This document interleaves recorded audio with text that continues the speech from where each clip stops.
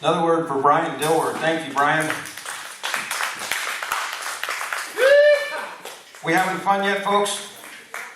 We always have fun at Lost in Lava. My great-grandfather's favorite joke was this one. A couple of dogs in a rural neighborhood raiding garbage cans about 2 or 3 o'clock in the morning. And one of them notices this dog going across the way. He goes, "Hey, that's that Jones dog with the cold nose.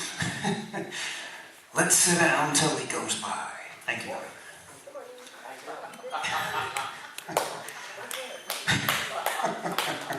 Some people get it, some don't. Our next masterpiece classic entertainer is a wonderful fella I'm happy to call a good friend, Mr. Tommie Patton, another member of the Idaho Poets Society. Young man, come on up here. He's got a poem I know you're going to like.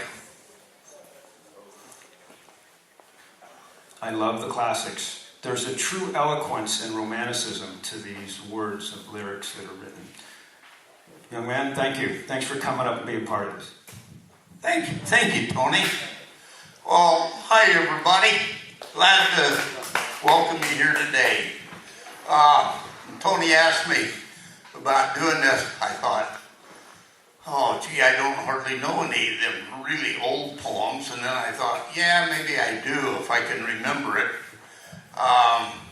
This is a poem by R.M. O'Malley called "When the Work's All Done This Fall."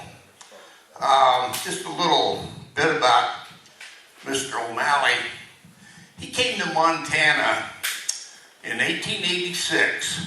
His stepfather was a sergeant in the U.S. Army, and his dad was stationed there, and he had a lot of Indians gathered up, and he learned a lot from listening to those old Indians and that. And then as he got a little older, he cowboyed in that lower Yellowstone River country.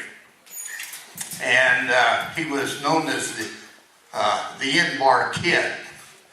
And anyway, in reading some of his things, when I hear all these singers yodel, Mr. O'Malley said that all the years that he cowboyed, he never heard a cowboy yodel. It must have been coming a later era in the days. But anyway, here's the poem. A group of jolly cowboys discussing plans at ease said, "Well, I'll tell you something, boys, if you'll listen, please. I'm an old cowpuncher, and here I'm dressed in rags, but I used to be a good one and go on great big jags. But I got a home, boys, a good one you all know, although I haven't seen it since long, long ago." So, when I left home, boys, my mother for me cried. She begged me not to go, boys, for me she would have died. And with God's help, and when it comes this fall, I'm going to see my mother when the work's all done this fall. That night, this cowboy went out to stand his guard. The night was dark and cloudy and storming very hard. The cattle got frightened and run in a wild stampede, and this cowboy tried to hit them while riding at full speed. While riding in the darkness, so loudly did he shout, trying to hit him and turn the herd about. His saddle horse did stumble, and on him it did fall. Now he'll not see his mother when the work's all done this fall. When the boys found him, they all thought him dead. They picked him up so gently and laid him on a bed. He opened wide his blue eyes and looking all around, motioned for his comrades to sit near on the ground. "Boys, send mother my wages, the wages I have earned, for I fear the last year I've turned. I'm going to a new range. I hear my master's call, and I'll not see my mother when the work's all done this fall. Fred, you take my saddle. George, you take my bed. And Bill, you take my pistol after I'm dead. And would you think of me kindly when you look upon them all? For I'll not see my mother when the work's all done this fall. We buried poor old Charlie at sunrise, no tombstone at his head, just a little board, this is what it said. Charlie died at daybreak, he died from a fall, and he'll not see his mother when the work's all done this fall. Thank you.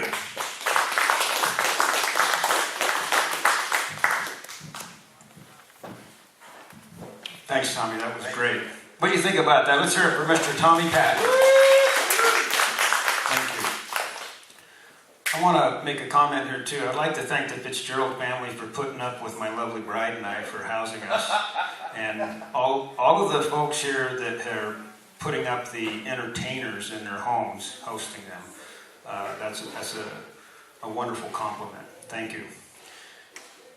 Do I have any requests? I always like to do those if nobody has anything. I got one. Well, let me get the real audience here first, sir. Okay. Okay. Anybody in the audience like to hear anything special? Okay, next, Joe. Yeah. I was sitting in the audience one time at the Riders in the Sky, and they asked us out there if we wanted to hear something special. And this one guy raised his hand. He looked at him and says, "Well, we'd really appreciate if you do something you know." Okay, what do I know? I don't know a lot. One of my absolute favorites, and I can tell by both of you sitting in the audience here before me.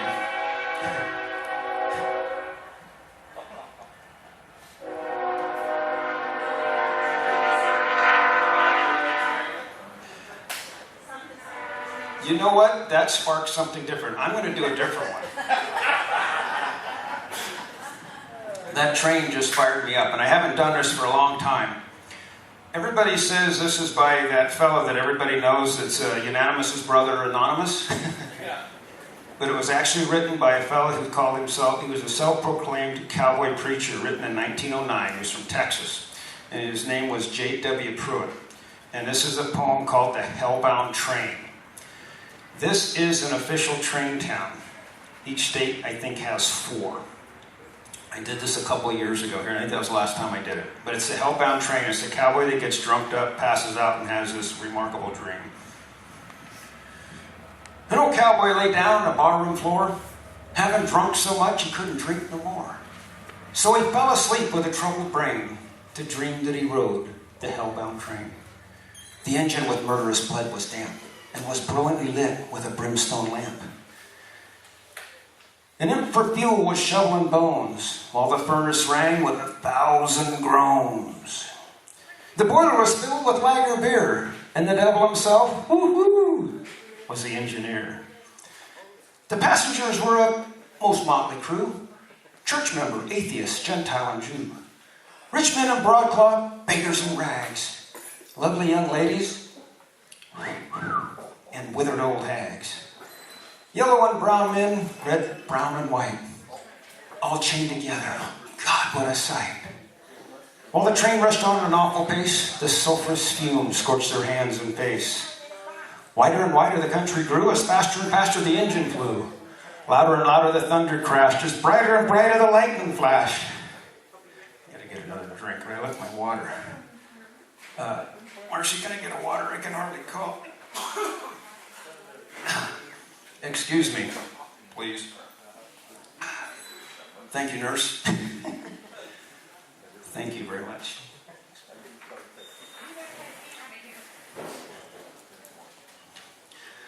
Louder and louder the thunder crashed. Brighter and brighter the lightning crashed, and till their clothes were burnt from each quivering flame. Then out of the distance there arose a yell. "Ha ha!" said the devil, "we're near in hell." Don't know how the passengers, they shrieked with pain, and they begged the devil to stop the train.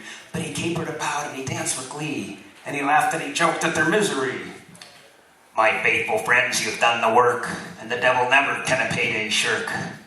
Why, you bullied the weak and you've robbed the poor. The starving brother you've turned from the door. You've laid up gold where the canker rust, and you've given free vent to your beastly lust. You've drink, rioted, cheated, plundered, and lied. You've mocked at God in your hell-born pride. You've paid full fare, so I'll carry you through. For it's only right you should have your dues. Why, the laborer always expects he's higher, so I'll land you safe in the lake of fire. And the flames will wave forevermore, and the imps will torment you forevermore. Then the cowboy awoke with an anguish cry, his clothes soaked with sweat and his hair standing high. And he prayed as he never prayed till that hour, to be saved from his sins and the demon's power. And his prayers and pleadings were not in vain, for he never rode the hellbound train. Mr. J.W. Pruitt. Thank you, Nurse Marcy. Oh, that felt good. All right, young man, come on up here, Mr. Thatch, Elmer, the Bear River Buckaroo, Wyoming. Thank you. You know, that last one was a Sycamore Barker poem. Last year I had the opportunity to go to the National Cowboy Poetry Gathering in Elko, Nevada, and they had a session there, and it was the classic cowboy poems of S.L. Barker. So this is another one. It's called 4-Footed Dynamite. They asked me, "What's a rodeo?" And I told them that I know. But to put it into language was a job that had me throwed. It's hooves and horns and hoss sweat and the smell of western dust. It's randy hands to wrestle and it's bucking broncs to bust. It's ropes to catch a calf with and picking strings to tie him down. It's the daring do of horseback men. The rangeland comes to town. It's bramble bulls to straddle and it's bones to bust and bruise. It's the Olympics of the saddle, if you win or if you lose. It's men that pay an entrance fee for just one chance to win. And when all they win's a busted leg, they take it with a grin. It's roping horses smart enough that you think they've been to school. And so they have. It's years they've been in training as a rule. With some old cowboy teacher using patience by the quirt to learn them how to catch a calf and hold them like they ought. Of course there's rules to go by, just like any other game. But livestock sure can't read them, so it don't come out the same. For though a ball game can be throwed, and sometimes, as I hear, you can't buy off a bucking bronc, nor fix a bramer steer. The Wild West ain't as roomy as it was some years ago, but still it sprouts adventure, so we've got the rodeo. With men that's known as cowboys keep their horseback honored bright, by rope and spur and saddle, on 4-Footed Dynamite.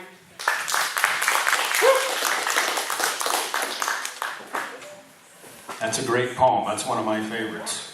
Let's hear it for Thatch Elmer again. Thank you. All right, Mr. Bryan Dilworth. Come on up here, young man, and let's hear some of those masterpiece classics of cowboy poetry. Thank you, Tony. Well, a lot of our cowboy poetry was influenced by the Australian bush poetry. So I'm going to recite a couple short pieces by Will Ogilvie.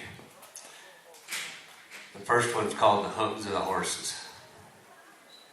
The hooves of the horses so witching and sweet as the music earth steals from iron-shod feet. No whisper of lover, no trilling of birds can stir me as hooves of the horses have stirred. They spurned disappointment, they trampled despair, they drowned with their drum beats the challenge of care. With scarlet and silk for their banners above, they are swifter than fortune and sweeter than love. On the wings of the morning they gather and fly.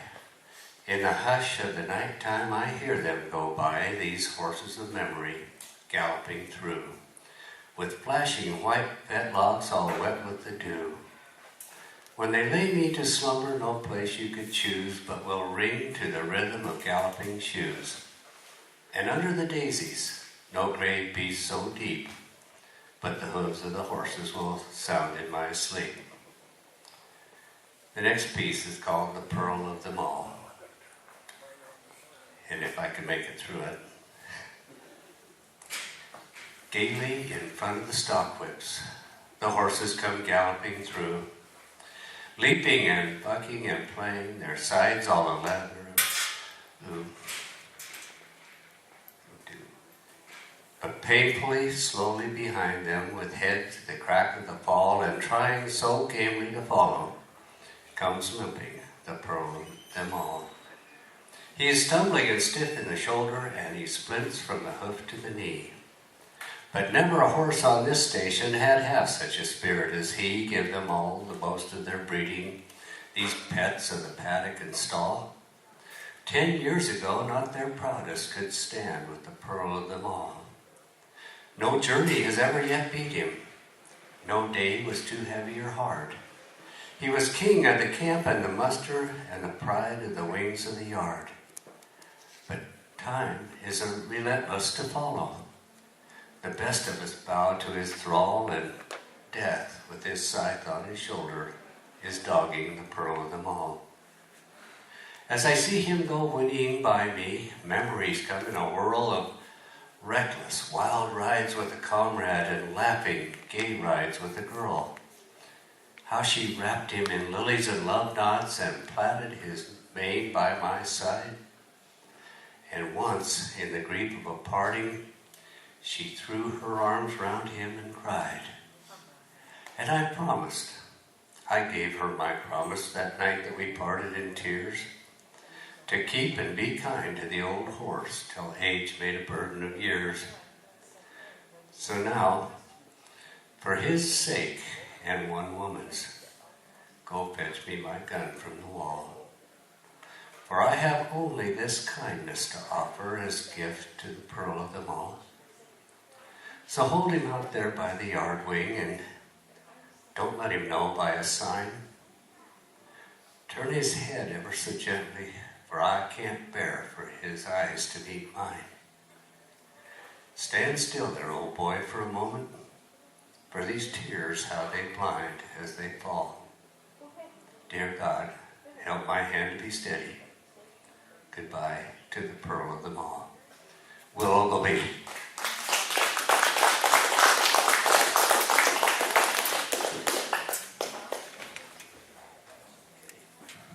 Perfect. Let's hear another one there for. Thanks, Bryan.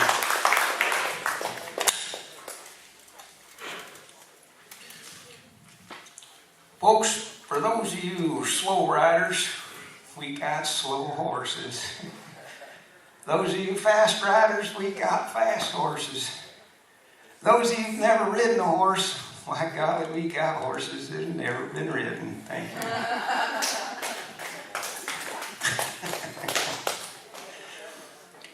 This is one of my absolute favorites. It's a gunslinger verse. They estimate it was wrote probably about the mid-1880s. And again, this is, I know everyone's heard this fellow's name. It's Unanimous's brother, Anonymous. Anybody heard of him? And it's about two gunslingers, each having something the other wanted. And it's called The Silver Bells and the Golden Spurs. And is very beautifully written. 'Twas a mining town called Golden Gulch, while the West was yet untamed.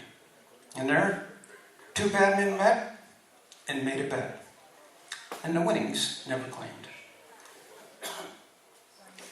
The boys had ridden into town one payday afternoon to line the bar at the Lucky Star, which was Dandy Rand's saloon.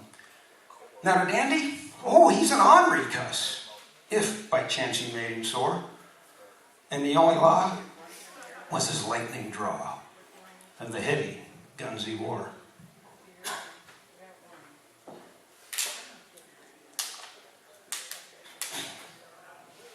On his dusty boots were golden spurs, and his face was lean and brown.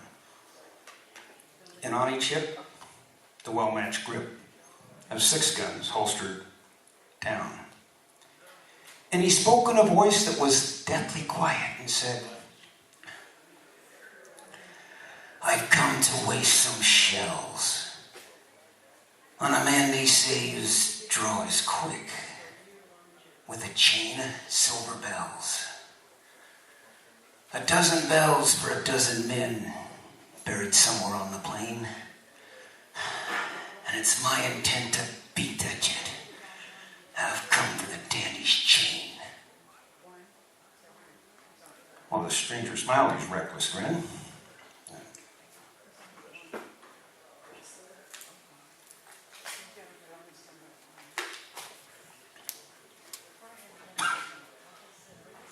You folks still like me?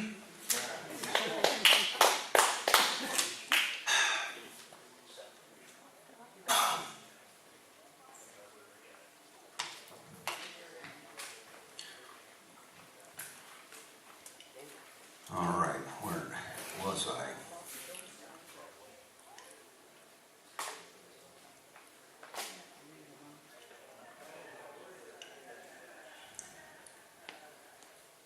And if the dandy tries, they'll find him dead with a chunk of lead placed neat between the eyes. Then the stranger buckled his golden spurs, and he slid them along the bar, and said, I'm calling the hand of Dandy Wren. Come out wherever you are. Then slowly, the dandy's hand reached down and unbuttoned his lapel. And there at rest, on leather vest, the chain of silver bells. The stranger watched with narrowed eyes. Oh, the time had passed for talk. He hadn't drawed, but his hands were clawed, like the feet of a diving hawk. Then suddenly, the dandy's hand reached down to grab for his right-hand gun. Nobody saw the stranger draw, but two shots rang out as one. And the dandy stumbled to his knees with a look of wild surprise. With a chunk of lead, like the stranger said, placed neat between the eyes. And the stranger, he stood at the end of the bar. Yeah, apparently unhurt. Except for a spot of red that slowly spread beneath the left pocket of his shirt. The Golden Gulch, it's a ghost town now. Its mining days are done. There's coyote tracks and the tumbled shacks, bleached white by the desert sun. And the Lucky Star, it's deserted too, all littered with sand and straw. Where the laughter rang and the dandy's gang once drank to his lightning draw.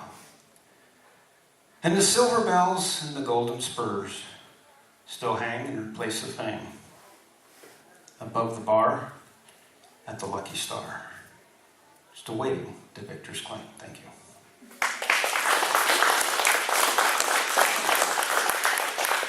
Mr. Thatch, Elmer, come on up here, man.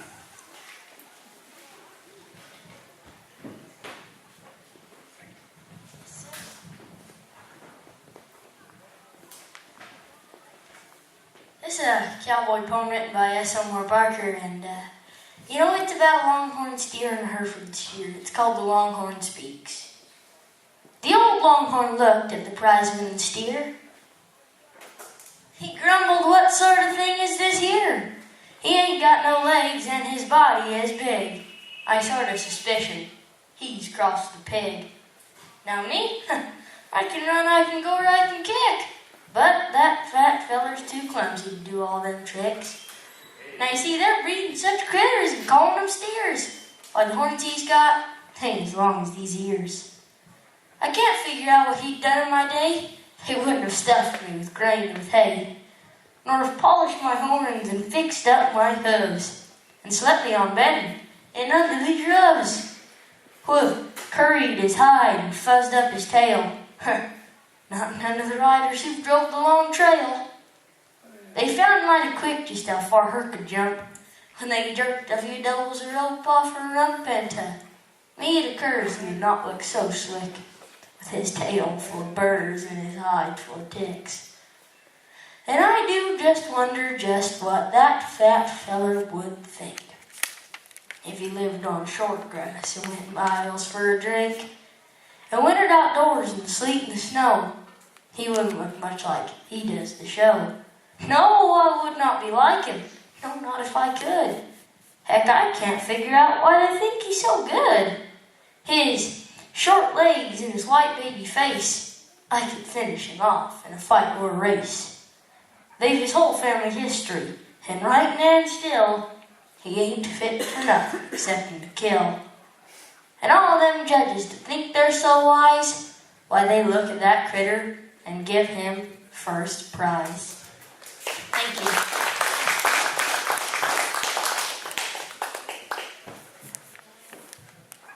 Thank you. Let's hear it one more time for that young man, Mr. Thatch. All right, come on up here, Bryan. Folks, is the hokey pokey really what it's all about? You know, actually, seriously, I checked myself into the hokey pokey clinic to turn myself around. All right, here we go.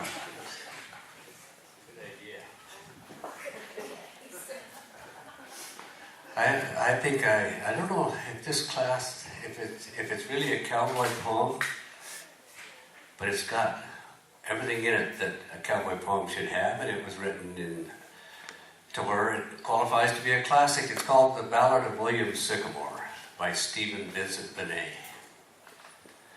My father, he was a mountaineer. His fist was a mighty hammer.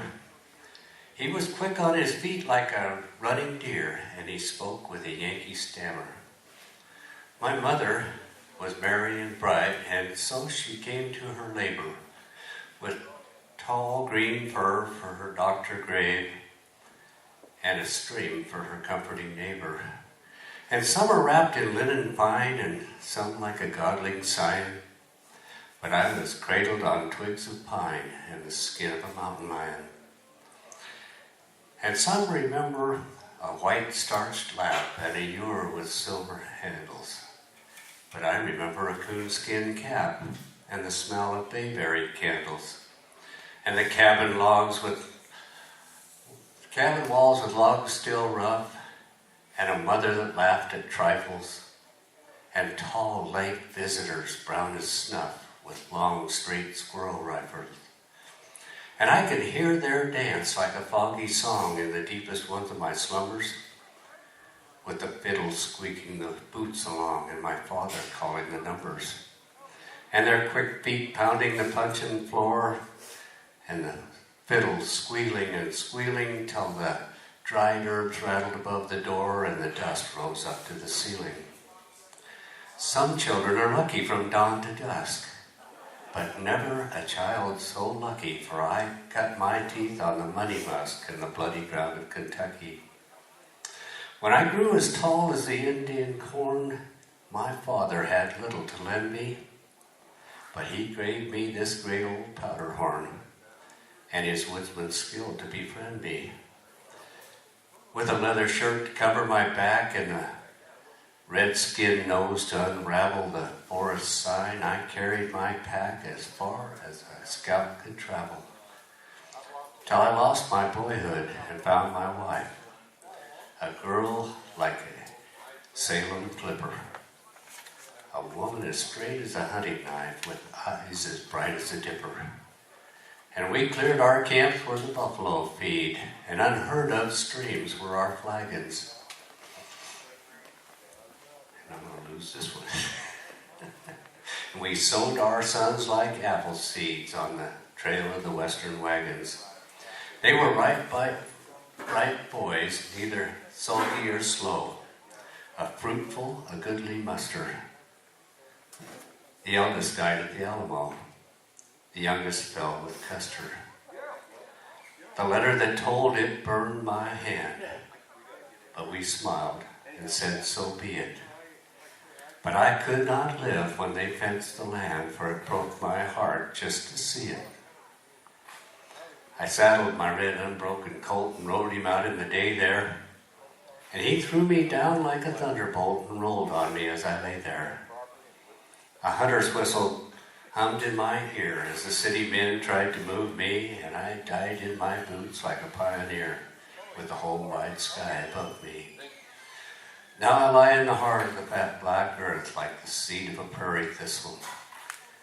It's anointed my bones with honey and well and picked them as clean as a whistle. And my youth returned like the rains of spring, and my sons like wild geese flying. And I lie here and hear the meadowlarks sing, and there's much content in my dying. So go play with your towns that you built out of blocks, the towns where you would have bound me. For I lie in the earth like a tired old fox, and my buffalo have found me. Stephen isn't the name.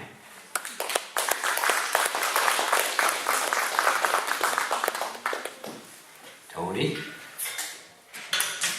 Thanks, Bryan. One more for Mr. Bryan.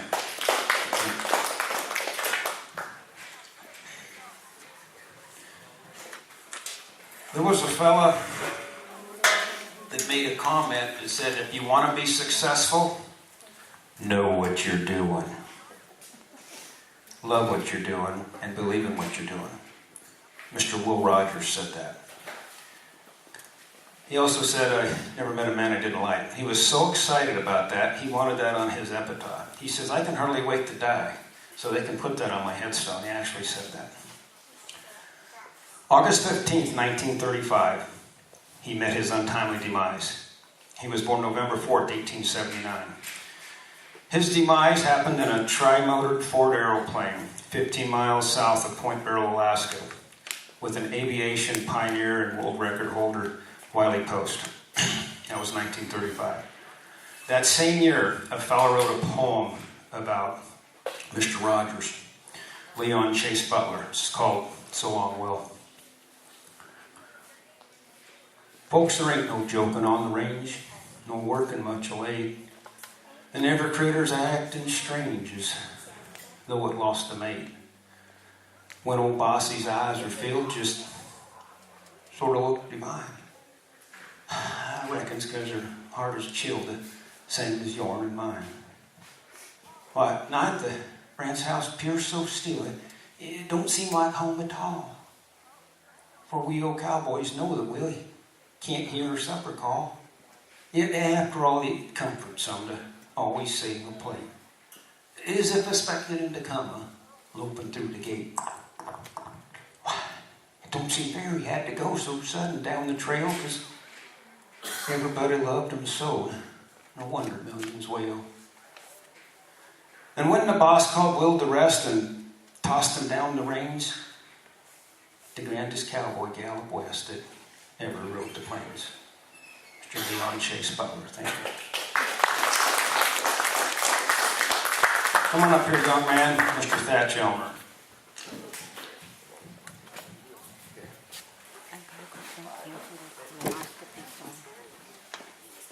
I'd like to dedicate this poem to my good buddy, Tommie. Yes, you. I walked through a county courthouse square. On a park bench, an old man was sitting there. I said, your courthouse, it's kind of run down. He says, no, it'll do for our little town. He says, your flagpole, it's leaned a little bit. That's a ragged old flag you got hanging on it. He says, have a seat, and I sat down. He says, it's the first time we've been to our little town. I says, I think it is. He said, well, I don't like to brag, but we're kind of proud of that ragged old flag. You see, I got a little hole in that flag there when Washington took it across the Delaware. And it got powder burned the night Francis Scott Key stood watching it riding. Say, can you see? And it got a bad rip in New Orleans with Packingham and Jackson tugging at its seams. And it almost fell at the Alamo beside the Texas flag, but she waved on no. She got cut with a sword in Chancellorsville and cut once again at Shiloh Hill. There was Robert E. Lee, Beauregard, and Bragg, and the south wind blew hard on that ragged old flag. On Flanders Field in World War I, she got a big hole from a Bertha gun. And she turned blood red in World War II, and she hung limping low a time or two. And she hung limping low a time or two. And she was in Korea and Vietnam, and she went where she was sent by her Uncle Sam. She hung from our ships on the briny foam, and now they've quit waving her here back at home. In her own good land, she's been abused. She's been burned, dishonored, denied, and refused. And the government for which she stands is scandalized throughout the land. And she's getting threadbare and she's wearing thin, but she's in good shape for the shape she's in. So we put her up every morning, and we take her down every night. We don't let her touch the ground, and we fold her up right. On second thought, I do like to brag, 'cause we're mighty proud of that ragged old flag. Thank you.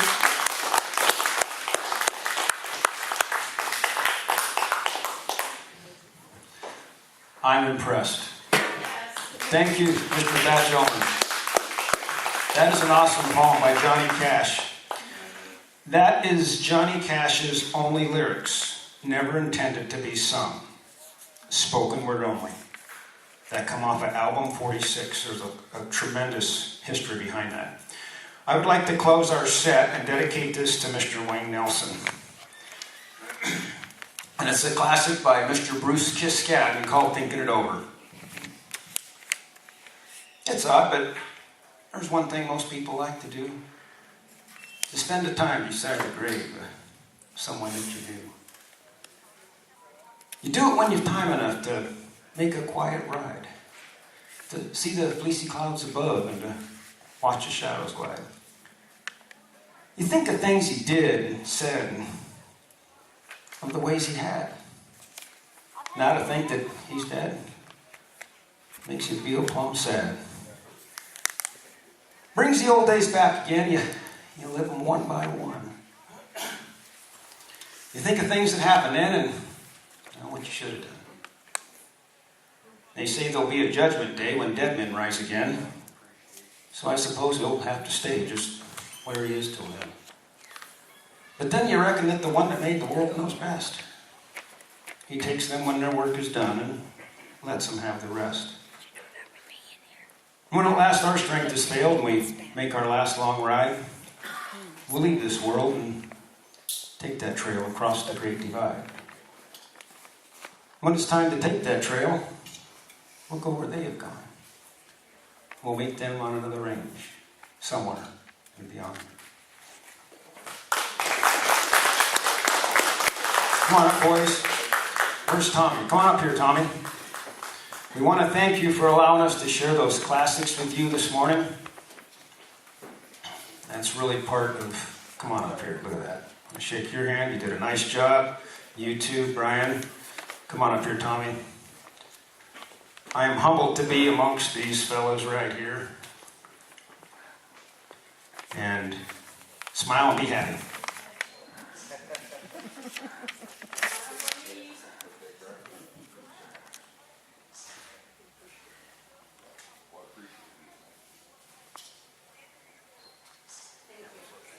Thank you, ladies and gentlemen, boys and girls. And thank you for being here at your number 6 Lost in Lava Cowboy Gathering. Thank you. Yeehaw! And one last thing, I'm not done. Chris, let's say thank you to Chris and his company for providing our sound system. That's so quiet back there. I didn't know you were there. I can absolutely buy you 2 more minutes. Yes, sure. We sure can.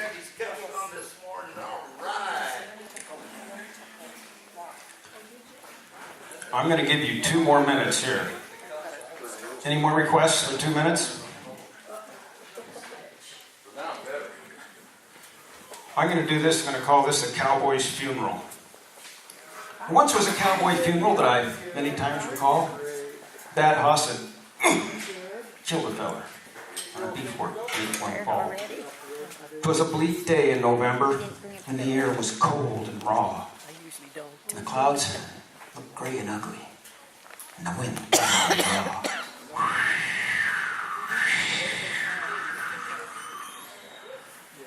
There was no automobiles then, and we was far from trains in that rugged piece of country where the canyons break the plains. We had to make a bearing to finish the affair. Well, best time was present. Closest place was there. We hadn't any coffin, and there was no bell to toll. No, we went up on the hillside and we dug a narrow hole. We wrapped him up inside his bed and laid him in the shale with a saddle underneath his head to ride that last long trail. There was no book where we could look or read the word from its pages. No one was there to say a prayer, sing the Rock of Ages. I recollect nobody spoke. We didn't care to talk. We filled the hole and took a smoke.